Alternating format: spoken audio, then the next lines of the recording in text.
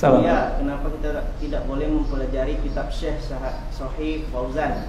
Jujur kadang saya suka dengan fatwa beliau dari YouTube Sahih Fikih.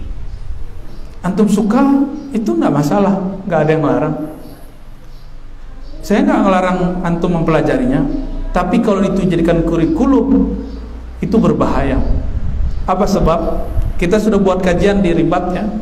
Silakan dicek kitab tauhidnya Syekh Shalih Fauzan itu menyebut orang yang tawassul. Tawassul itu tidak masuk bab akidah dalam ajaran Ahlussunnah, masuk ke bab fikih. Adab berdoa, tata cara kaifiat berdoa. Beda tuh, kamarnya sudah beda. Oleh Syekh Shalih Fauzan ditaruh di bab akidah. Maka beliau punya definisi yang berbeda dengan ulama Ahlussunnah yang mayoritas, apalagi sufi.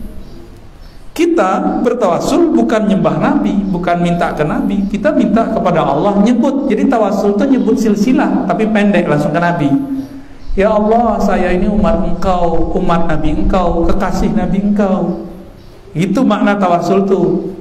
Maka disebut bijahi Rasulillah, nawatawassalu bika ya Muhammad ila Rabbi. Kan hadisnya ada. Dan itu sama, mau hidup mau mati tidak disebutkan di hadis itu. Hanya Syekh Albani aja yang ngarang-ngarang kan, membedakan antara hidup dengan mati. Itu kan di dalam zihinnya, dalam pikirannya Syekh Shalih Fauzan. Karena mereka taklid kepada Syekh Ibnu Taimiyah, katanya taklid nggak boleh. Emang di hadis Tirmizi itu disebutkan tawassul hanya boleh kepada yang hidup dan hadir, kan nggak ada. Nggak ada lafaznya satupun. Itu ada dalam pemahaman istinbat. Kalau antum boleh istinbat, kenapa kita nggak boleh mengistinbatkan yang lain? Kalau dia boleh memahami yang tidak tertulis dengan pemahaman itu, kenapa kami nggak boleh? Mana jaminan kalau antum itu sama dengan Rasul, kita tidak sama dengan Rasul? Kan enggak. Kita punya sanad, itulah jaminannya. Antum sanadnya berhenti di Ibnu Taimiyah. Dan Syekh Ali Jum'ah nulis dalam kitab Al-Mutasyaddidun, Ibnu Taimiyah lah yang pertama kali membedakan antara Nabi hidup dan mati, sehingga tawassul menjadi berubah hukumnya. Hidup boleh hadir, kalau nggak hidup nggak hadir nggak boleh. Berarti bagi dia Nabi kalau mati mati. Itu kan suul adab itu.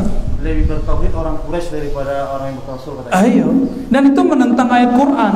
Cuma nggak disadari. Kalau mereka sadar bisa kufur, tapi yang gue yakin mereka tidak sadar, cuma mukhti. Jadi kita begitu pun bukan benci ke Syekh Shalih, beda aja. Kita berbeda dengan Syekh Shalih Fauzan, beda dengan Ibnu Taimiyah, bukan berarti kita benci mereka. Siapa yang berkalam la ilaha illallah, kita cinta mereka kok. Ya, irhamu fil ard. Tapi beda masa nggak boleh? Jadi kita beda bukan berarti benci, bro.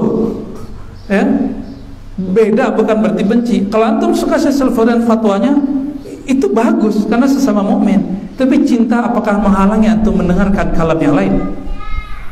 Enggak kan? Nah, Syekh Shalih Fauzan punya definisi yang berbeda tawassul. Akhirnya kalau yang tawassul yang maksud Syekh Shalih Fauzan itu menyembah selain Allah, betul tawassul begitu syirik. Sepakat enggak? Kalau tawassul itu nyembah selain Allah, meminta ke selain Allah, sepakat enggak kalau itu musyrik? Dan kita tidak tawassul begitu. Tawassulnya Ahlussunnah nggak begitu. Paham? Jadi istilah sama, definisi beda. Yang kedua, Syekh Shalih Fauzan menyebut orang yang suka ziarah kubur, bertabarruk, mengambil berkah, itu dengan ubadul kubur, penyembah kubur. Itu kalam apa tuh? Pantas seorang muslim menyebut muslim yang lain sebagai penyembah kubur. Bahkan muncul istilah kuburiyun.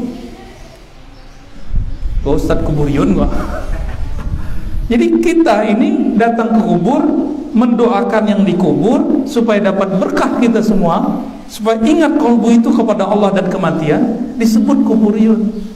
Oh ternyata dia punya definisi lain, dia punya suuzon. Tasawurnya, definisinya, belajar mantik nggak? Ya, tasawurnya tentang tabarruk berbeda dengan tasawur ulama Ahlussunnah. Tasawur ulama Ahlussunnah, kalau datang ke kubur tidak boleh nyembah kubur. Kalau kita angkat tangan doain dia, bukan minta ke kubur. Kalau tabarruk bukan meyakini orang itu yang sahibul barokah, barokah dari Allah diturunkan ke orang itu. Coba lihat mereka hari ini memuseumkan peninggalan Syekh Utsaimin, ya kan?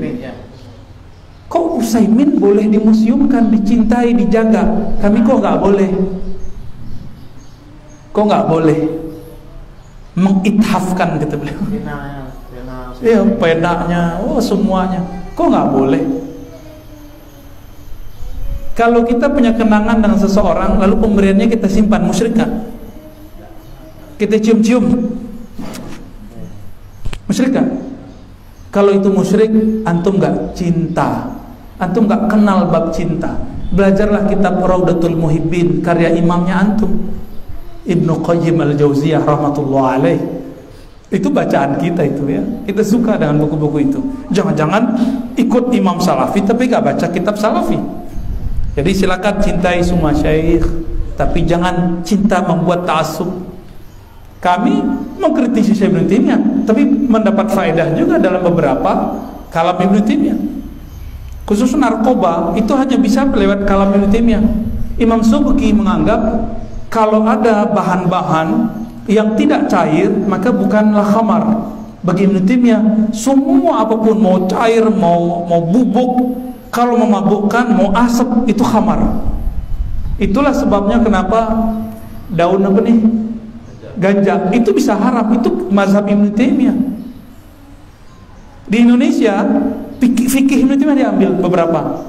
Talak 3 sekaligus, jatuh 1, itu dipakai di KHI.